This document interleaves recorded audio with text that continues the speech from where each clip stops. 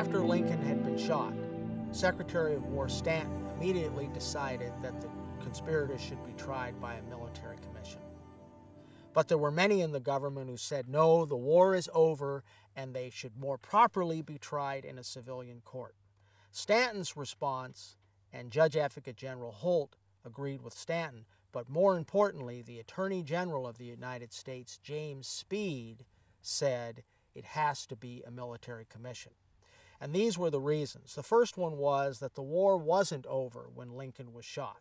Kirby Johnson still had 75,000 troops. He's a Confederate general in North Carolina. There are other Confederate generals and troops in the field. Yes, Lee has surrendered, but the war isn't over. But more importantly, the Attorney General said, this was not a murder done for some personal reason, but it was a political act. It was really a war crime. This is an attempt to decapitate the government, and what the Confederacy is trying to do is accomplish off the field of battle what they can't do in combat. They've lost. It's a desperate attempt to destroy the government by chopping off its head, killing the president, killing the Secretary of State, killing the vice president, even killing Lieutenant General Ulysses S. Grant, who's led the Union armies to victory. So that's why it's a military commission, because it's a war crime, it's an act of war, and they must be tried by the military. Joseph Holt is the Judge Advocate General, and he's the chief prosecutor for the military commission.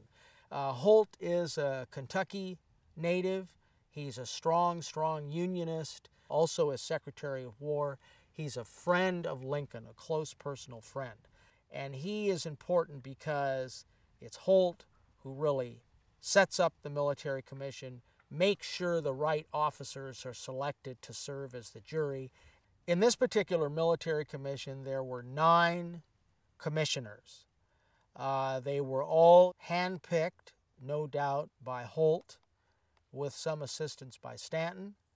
And this is a big advantage to the government because they're going to be sympathetic to Lincoln since they are Union generals. And Holt and Stanton then work together to make sure we achieve the correct result, and the correct result being guilty and hangings. There were advantages to the military commission that the government very much wanted. The most important one was there's no right to appeal. Once the military commission is over, President Johnson approves it, decides whether the sentence is going to be carried out, and that's it.